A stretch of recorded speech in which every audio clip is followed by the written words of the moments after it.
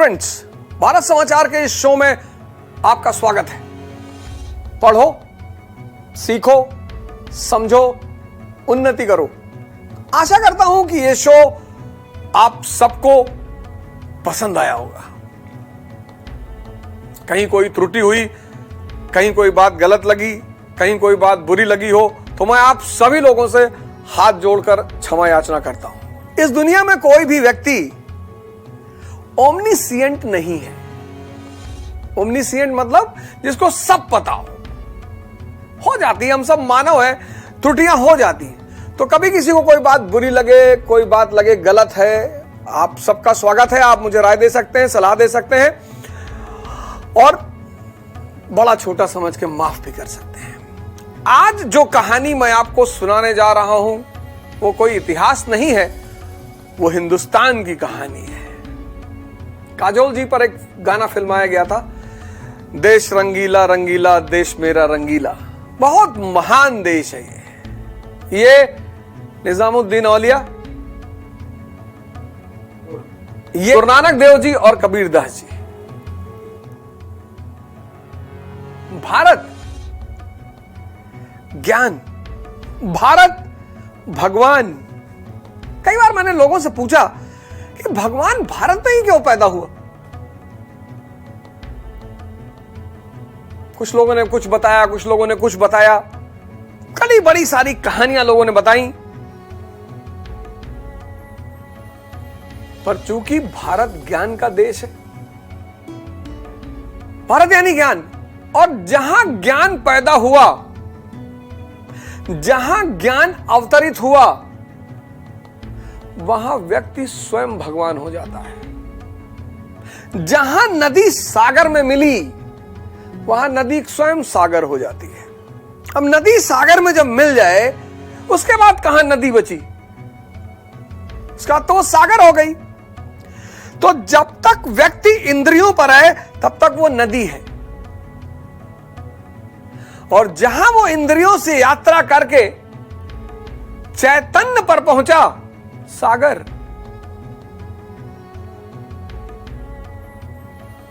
मध्यकाल का जो सबसे इंपॉर्टेंट पहलू है वो है कल्चर, संस्कृति। और संस्कृति में जो सबसे इंपॉर्टेंट चीज है वो है धर्म। आर्किटेक्चर वगैरह तो आप पढ़ ही लीजिएगा, ताजमहल वगैरह। लेकिन ताजमहल की सिर्फ पढ़ाई इंपॉर्टेंट नहीं है। तंजावुर का बृहदेश्वर का मंदिर,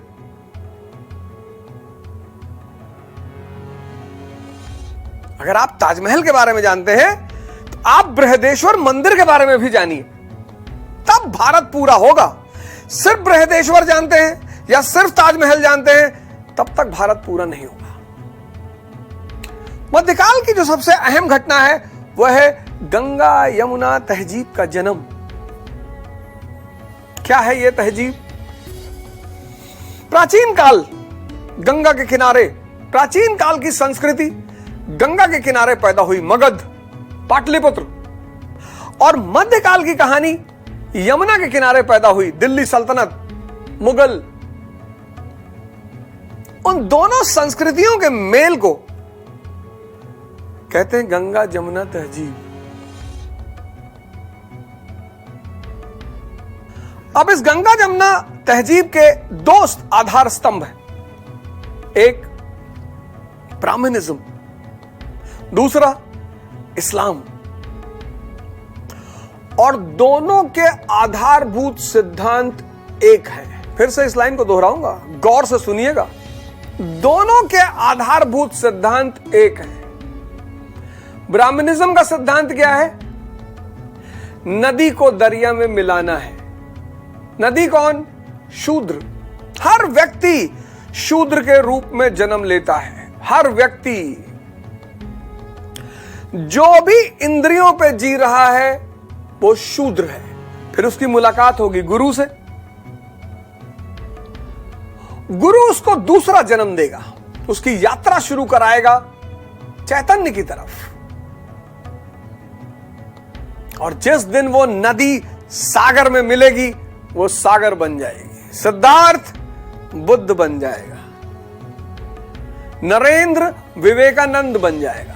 वर्धमान महावीर बन जाए। ये सबके लिए ब्राह्मण धर्म के 4 की पॉइंट, 4। पहला, गुरु स्वामी अड़गड़ानंद, सदगुरु श्री श्री रविशंकर जी, मां निर्मला देवी। कमी है इस देश में गुरु। अगर आपके घर में गुरु होगा, देखना सारी चुनौतियों के बाद भी आपका घर स्थिर होगा। गुरु यात्रा शुरू कराएगा किसकी तरफ? चैतन्य की तरफ। तो एक युद्ध शुरू होगा। गीता उसी युद्ध की बात करती है, धर्म युद्ध। पॉजिटिव फोर्सेस, चैतन्य की फोर्सेस और इंद्रियों की फोर्सेस, दोनों के बीच लड़ाई शुरू होगी। पूरी गीता इसी पे तो निर्भर है। तो पहला चरण होगा गुरु, दूसरा चरण धर्म युद्ध, तीसरा चरण ज्ञान और चौथा चरण मोक्ष, मुक्ति। अब स्त्री भोग्य नहीं रही, स्त्री मां बन गई। यही 4 इस्लाम के भी आधार हैं। इस्लाम, काफिर से मुसलमान। हर व्यक्ति काफिर पैदा होता है। जो आफाक में गुम है वो काफिर है। जो आफाक में गुम है वो काफिर है। यही है आधारभूत सिद्धांत। फिर उसको मिलेगा पीर। हिंदुस्तान में कौन, हिंदू में कौन मिलेगा? गुरु। इस्लाम में कौन मिलेगा? पीर।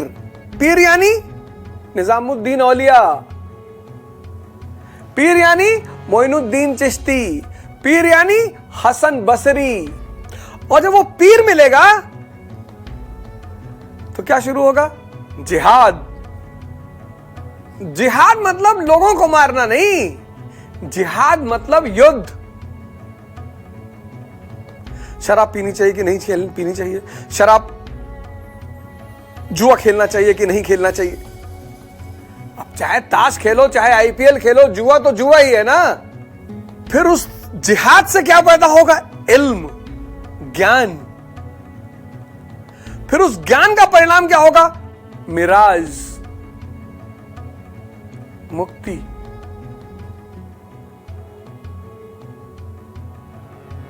हिंदुइज्म का कोर सिद्धांत, शूद्र से कहां की यात्रा? ब्रह्म की यात्रा।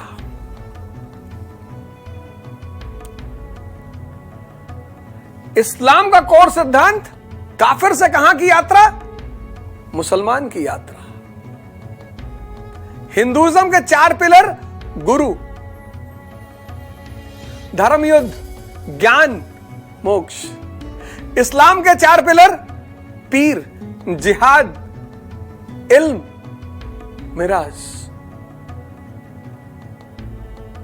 मतलब कोई आदमी धर्म को माने और परेशान रहे, धर्म को जाने और परेशान रहे। यह डीएम के अंडर में रहो तो जिंदगी बन जाए, एक सांसद के अंडर में रहो तो जिंदगी बन जाए, और प्रधानमंत्री से दोस्ती हो गई तो देश आपका। और जो आदमी भगवान और अल्लाह के अंडर में रहे वो परेशान, द्वंद्व का शिकार, निराशा, डिप्रेशन, पागलपन। तो आमिर खान साहब सही कहते हैं कि धर्म, फिर वो आदमी समझा नहीं। 10th सेंचुरी, बड़ा प्यारा, बड़ी प्यारी शताब्दी है इस्लामिक हिस्ट्री में। मुताजिला, वर्ड है मुताजिला, रैशनलिज्म को बहुत झटका लगा। मंसूर की हत्या, मंसूर बिन हलास, आप में से बहुत लोगों ने शायद नाम ना सुना हो मंसूर बिन हलास का। मंसूर बिन हलास, रूमी, ये सब नाम मुसलमानों को फिर से जिंदा करने पड़ेंगे। औरंगजेब से ज्यादा जिस दिन मुसलमान इन नामों के बारे में जानने लगेगा, अरे उसका जीवन ही बदल जाएगा, उसका जीवन ही बदल जाएगा, गारंटी। पुरोहित इंफॉर्मेशन देता है, संत तपस्या करवाता है। दोनों जरूरी है, पुरोहित भी जरूरी है, मौलाना भी जरूरी है, ये सब जरूरी है, लेकिन ये इंफॉर्मेशन देने वाले लोग हैं। साधना कौन कराएगा? संत कराएगा।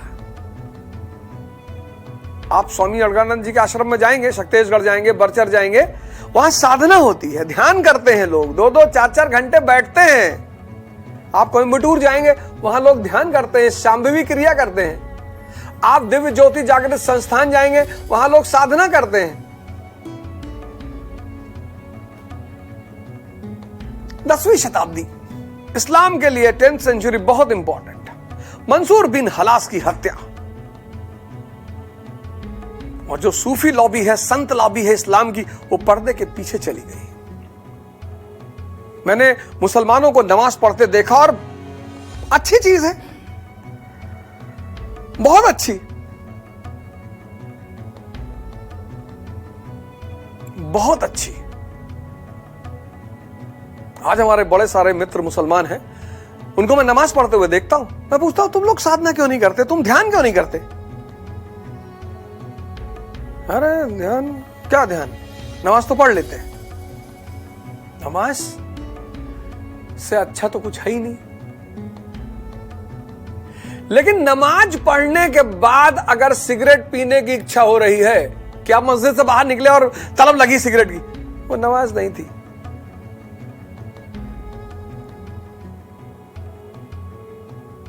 जैसे शराब पी के नशा छाता है, जैसे सिगरेट पी के नशा छाता है, आनंदित होता है, ऐसे नमाज और ध्यान से भी होता है।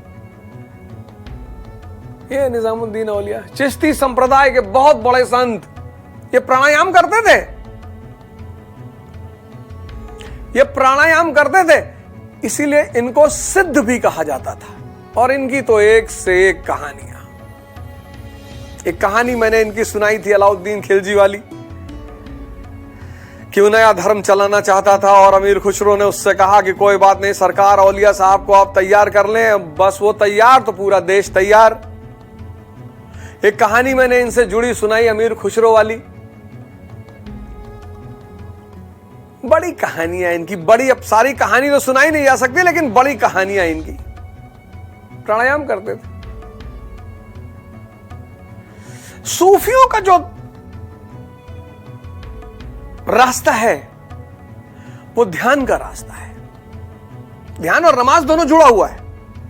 जब तक आंतरिक परिवर्तन नहीं होगा तब तक बाहरी परिवर्तन कभी नहीं होगा, और अगर सिर्फ बाहरी परिवर्तन है तो पाखंड है। जैसे बहुत सारे लोग सारी औरतों को माता जी, बहन जी करते रहते हैं। अंदर से भाव उठना चाहिए, अंदर से। अगर अंदर से हर स्त्री को देखकर भाव मां का पैदा हो रहा है तो आप भगवान हैं, आप महावीर हैं।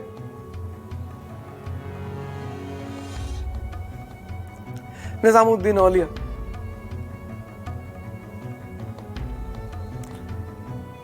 और मुसलमानों की संतों की ऐसी धारा बही कि मुसलमानों ने हिंदू प्रतीकों का इस्तेमाल करना शुरू कर दिया। रहीम जब किसी को दान देते थे तो आंख नीचे कर लेते थे। तो एक बार किसी ने पूछा कि महाराज आप जब किसी को दान देते हैं तो आंख नीचे क्यों कर लेते हैं? तो उन्होंने कहा देनहार कोई और है, देत रहा दिन रैन, और लोग भरम हम पर करें तासो नीचे नैन। ये तो इस्लामिक संत भारत में हुए, ये जब हिंदू दर्शन के प्रभाव में आए, इन्होंने देखा यार सारा कहानी तो एक है। राम मतलब चेतना, इस देश के आदर्श है राम। क्या मुसलमान नहीं चाहता कि मेरा बेटा प्रभु राम जैसा हो? क्या मुसलमान नहीं चाहता कि मेरे पास भरत शत्रुघ्न राम जैसे भाई हो? क्या इस देश का ईसाई, क्या इस देश का सिख नहीं चाहता कि मेरे घर में राम जैसा व्यक्तित्व हो?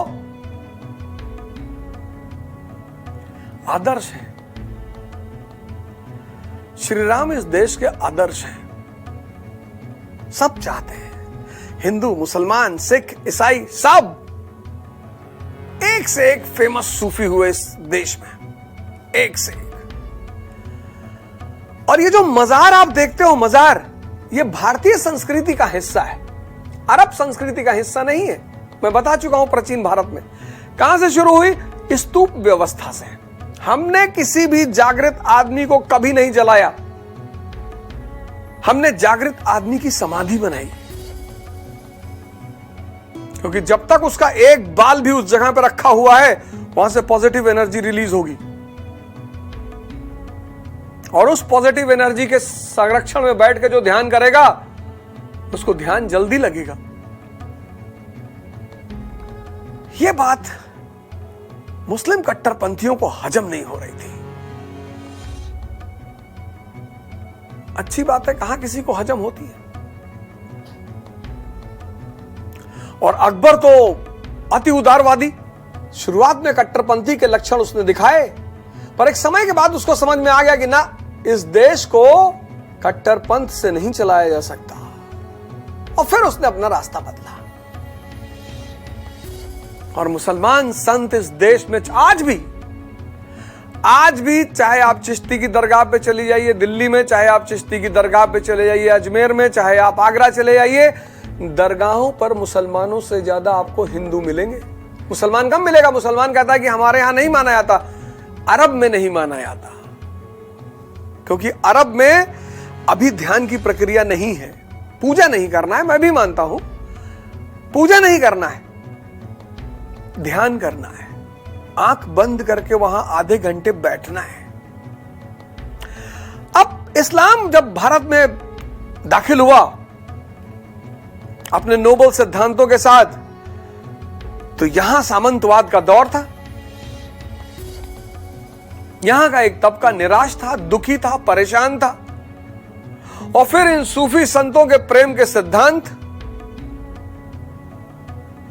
तो सूफीवाद की धारा के साथ मध्यकाल में एक दूसरी धारा पैदा हुई, भक्ति की धारा। और इस भक्ति के धारा के महानायक संत कबीर और गुरु नानक। हालांकि सारे सूफी संत बराबर ही हैं, लेकिन कुछ नाम ऐसे होते हैं जो अपने आप में एक बिरला नाम है। बिरला बनारस में रहते थे, बनारस में ब्राह्मणवाद का केंद्र, मुसलमान भी वहां मौजूद, जुलाहा की जाति से आते थे, अनपढ़, और क्या समझ थी, क्या ऑब्जर्वेशन क्षमता थी। कर्मकांड पे प्रहार किया, कर्मकांड पे, हिंदू कर्मकांड पे भी प्रहार किया, मुसलमान कर्मकांड पे भी प्रहार किया। आज नहीं थे अच्छा है, नहीं तो एंटी नेशनल घोषित हो जाते। कर्मकांड, पाथर पूजे हर मिले तो मैं पूजू पहाड़, और ताते तो चकिया भली पीस खाए संसार। कर्मकांड, सिर्फ पत्थर पे जल चढ़ाने से कुछ नहीं होगा, ध्यान भी करना पड़ेगा। फिर मुसलमानों पे भी प्रहार किया, फिर मुसलमानों पे भी प्रहार किया। कंकड़ पत्थर जोड़ के मस्जिद लियो बनाए, और ताचड़ मुल्ला बांग देव का बहरा भयो खुदाए। और गुरु की महत्ता पे प्रकाश डाला। कबीर के दोहे तो संगीत में बद्ध करके यूट्यूब का तो हर दूसरे चैनल पे पड़ा हुआ है। गुरु गोविंद दो खड़े काके लागू पाए, बलिहारी गुरु आपने गोविंदियो बताए। गुरु की महत्व, यह तन विष की बेलरी, गुरु अमृत की खान। यह तन विष की बेलरी, ये सारी इंद्रियां,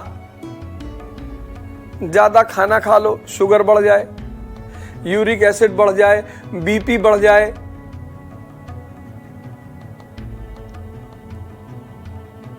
इन इंद्रियों को मिसयूज करो बेहोशी में। आज क्यों लोग परेशान हैं, बेहोश हैं, और इंद्रियों का मिसयूज, खाए ही जा रहे हैं, घूमे ही जा रहे हैं, दिमाग बड़बड़ा रहा है, नशा किए जा रहे हैं। यह तन विष की बेलरी, गुरु अमृत की खान। क्योंकि गुरु आपको चैतन्य से परम आनंद, सच्चित आनंद, बाहर आनंद की जरूरत ही नहीं। विवाह होगा निषेचन के लिए, रिप्रोडक्शन के लिए, सृजन के लिए। आज तो विवाह सिर्फ मस्ती। आज विवाह का मतलब मस्ती, आज विवाह का मतलब सुहाग रात, इसके अलावा कुछ दिखाता ही नहीं वो। जितनी मूवी, जितनी सीरियल आते हैं, विवाह हुआ सेज दिखा दिए कि बस सुहाग, विवाह मतलब सुहाग रात। बॉलीवुड की जितनी मूवी आप देख लो, विवाह होगा और विवाह के बाद सीधे सुहाग रात दिखा देंगे, जाने विवाह कुछ है ही नहीं। कभी आप मूवी देखिए मदर इंडिया, तब आपको पता चले कि विवाह का मतलब क्या होता है। विवाह एक समझौते से शुरू होता है दो लोगों के बीच में कि हम दो मिलकर समाज की इकाई को आगे बढ़ाएंगे। हम शपथ लेते हैं, जैसे आप डीएम बनते हैं तो शपथ लेते हैं, नेता बनते हैं तो शपथ लेते हैं, ऐसे विवाह की शुरुआत भी शपथ से होती है। और फिर समझ से जो रिश्ता बनता है वो दोनों की समझदारी से प्रेम में कन्वर्ट हो जाता है। समझौता कन्वर्ट होता है मित्रता में, और मित्रता कन्वर्ट होता है प्रेम में, और तब वो विवाह पूर्ण होता है। यह तन विष की बेलरी, जो सिर्फ इस तन पे जिएगा वो अंत में परेशान हो जाएगा। जो सिर्फ इंद्रियों पे रहेगा वो आईसीयू में पहुंचेगा ही पहुंचेगा। अंतिम डेस्टिनेशन आईसीयू है ही है। ये मैं नहीं कह रहा हूं, ये कबीरदास जी झुंझुन वाला आपके सामने का एग्जाम्पल। अरबों खरबों रुपया,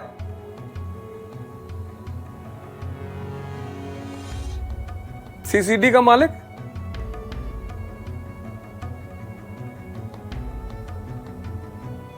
जो सिर्फ इंद्रियों पे जिएगा और इंद्रियों का दोहन करेगा, उसका अंतिम डेस्टिनेशन आईसीयू है।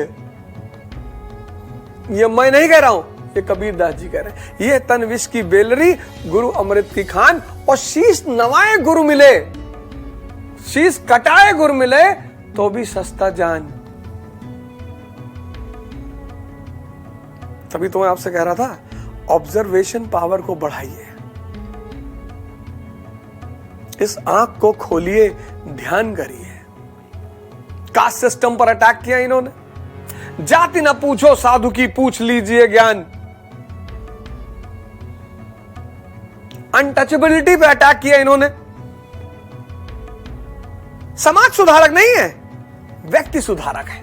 इनका सबसे इंपॉर्टेंट पहलू यह है, समाज सुधारक, ये व्यक्ति, इंडिविजुअल रिफॉर्मर। गुरु और गुरु के शरण में individual reformer, individual reform, individual. ये कहते हैं अगर एक एक व्यक्ति सुधरता चला जाए, समाज अपने आप सुधरता चला जाएगा। संत कबीर, कभी आपको मौका लगे तो और आप गोरखपुर की तरफ जाएं तो इनकी मजार है, समाधि भी है इनकी, दोनों है। मगहर एक जगह पड़ती है। कभी आप अयोध्या से गोरखपुर की तरफ सफर करें तो मगहर में इनकी समाधि पड़ती है। 5 मिनट वहां रुककर फूल जरूर चढ़ाएं। भारतीय संस्कृति के महानायकों में से एक गुरु नानक देव जी। हिंदुस्तान के संतों की जो धारा है उसमें तो एक अनमोल धारा, अनमोल मोती, हिंदुस्तान की संतों की धारा के अनमोल मोती। गुरु कहते हैं, गुरु के बिना, गुरु सबसे बड़ी बात जो आज सिखों की समृद्धि और शक्ति की वजह है। 3 चीजें कहते हैं गुरु नानक, और मैं मानता हूं अगर उन 3 चीजों को कोई ध्यान में रख ले, purity of character and conduct, purity of character and conduct. आपका आचरण शुद्ध है, आपका कर्म शुद्ध है, आपकी भावना शुद्ध है, आपको आगे बढ़ने से कोई नहीं रोक सकता। और गुरु नानक देव जी से तो धारा शुरू हुई, धारा शुरू होनी ही थी।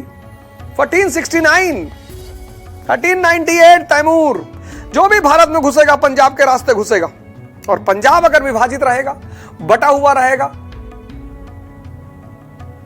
तो आक्रांता तुरंत दिल्ली पहुंचेगा और पंजाब के लोग परेशान और शोषित, दुखी।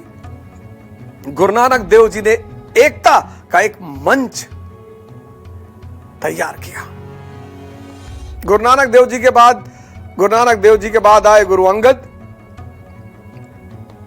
गुरु अंगद देव जी के बाद आए गुरु अमरदास। गुरु अमरदास के बाद आए गुरु रामदास। और इन चारों गुरुओं तक सोशल और धार्मिक सुधार चलते रहे, सामाजिक और धार्मिक सुधार।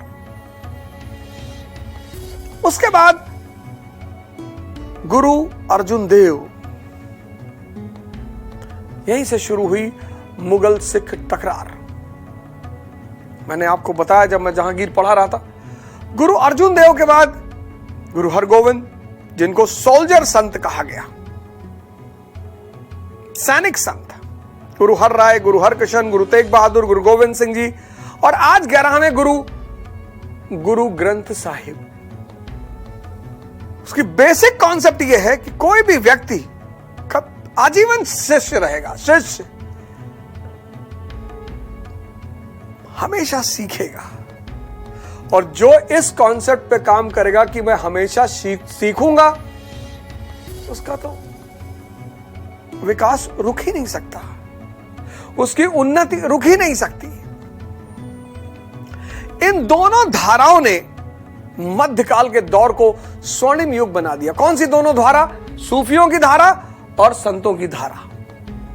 आज हमारे देश को इन दोनों धाराओं को एक बार फिर से आवश्यकता है।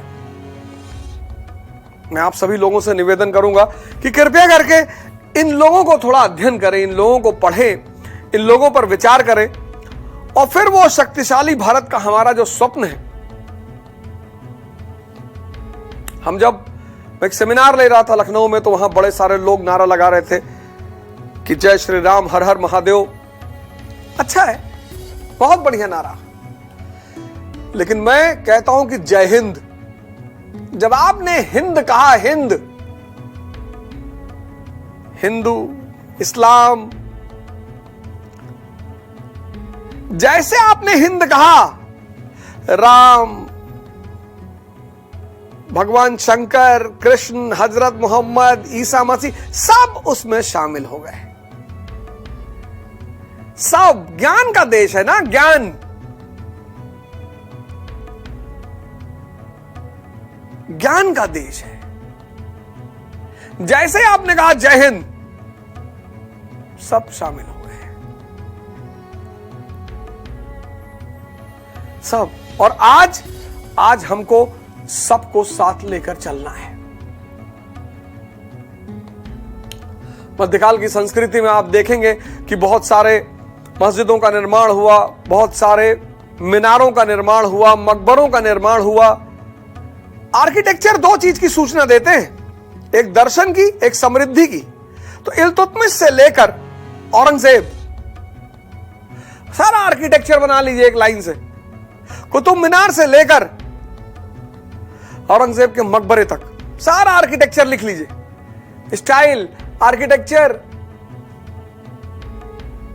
लिटरेचर लिख लीजिए, सारी लिटरेचर। लिटरेचर क्या है? अपने समय का दर्पण।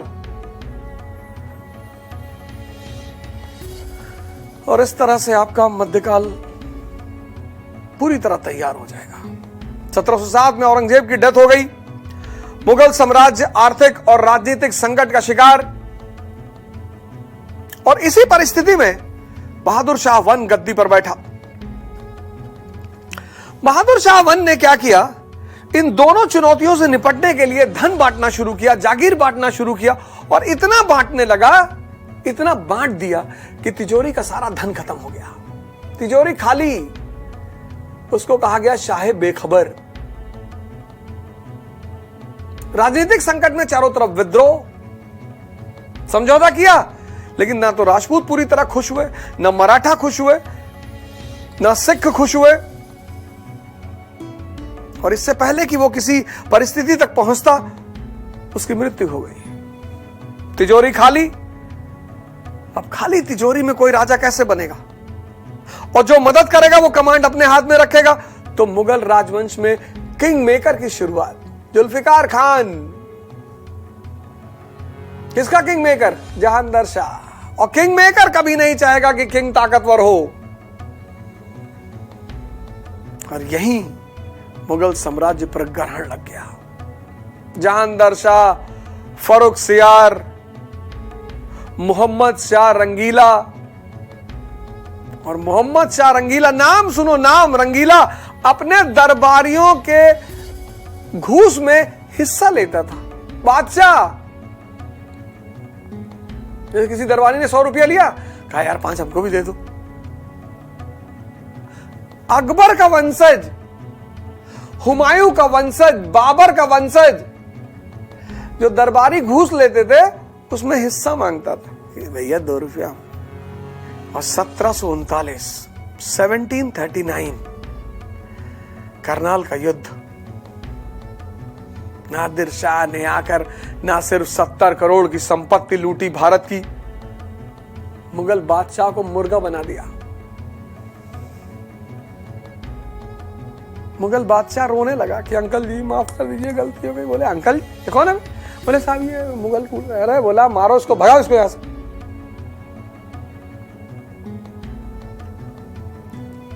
और यहीं से भारत के एक नए दौर की शुरुआत। कुछ गिद्ध बैठे हुए थे भारत में, विदेशी गिद्ध। वो फिराक में थे कि कब राजा का शरीर गिरे और हम इसे नोच डालें। और 1739 में उन विदेशी गिद्धों को यह सूचना मिल गई कि इस देश का राजा मर चुका है। फ्रांसीसी कंपनी, पुर्तगाली कंपनी, डच कंपनी, अंग्रेज कंपनी, ये भारत पर नजर तो गड़ाए ही बैठे थे। बस उन्हें इंतजार था कि केंद्रीय सत्ता कब गिरे और हम अपना सपना पूरा करें। यह बहुत बड़ा महत्व है करनाल के युद्ध का। और यहीं पर इतिहास के मध्यकाल की धारा विराम तो औरंगजेब के मृत्यु पे ही लग गई, लेकिन 1739 में मुगल वंश राजवंश की धारा पर पूर्ण विराम और एक नए युग की शुरुआत, जिसको हम कहते हैं आधुनिक भारत। और इस आधुनिक भारत की धारा के जन्मदाता हैं ब्रिटिश, अंग्रेज। आधुनिक भारत की कहानी बड़ी मजेदार, बड़ी रोमांटिक। आपको पता चलेगा कैसे एक देश से एक राष्ट्र का निर्माण हुआ। 2 धाराओं में विभाजित है, 1757 से 1857, 1857 से 1947। और 2 किताबों से पढ़ाऊंगा। एक बीएल ग्रोवर बड़ी शानदार किताब, पहली धारा के लिए। एस चांद पब्लिकेशन की किताब है बीएल ग्रोवर, शानदार पहली धारा 1757 से 1857, शानदार, वहीं से पढ़ाऊंगा। और दूसरी किताब 1857 से 1947, Vipin Chandra Rai, India in struggle for independence. एक ऐसा इतिहास जिसका शायद आप सभी बेसब्री से इंतजार कर रहे होंगे। राजा राम मोहन रॉय, ईश्वर चंद्र विद्यासागर, स्वामी विवेकानंद, दयानंद सरस्वती, मोहम्मद अली जिन्ना, बाल गंगाधर तिलक, दादा भाई नौरोजी, मोहनदास करमचंद गांधी, नेहरू, पटेल, आजाद, डॉक्टर बी.आर. अंबेडकर। आज के एपिसोड में बस इतना ही। अगले एपिसोड में आपसे फिर मुलाकात होगी। जय हिंद।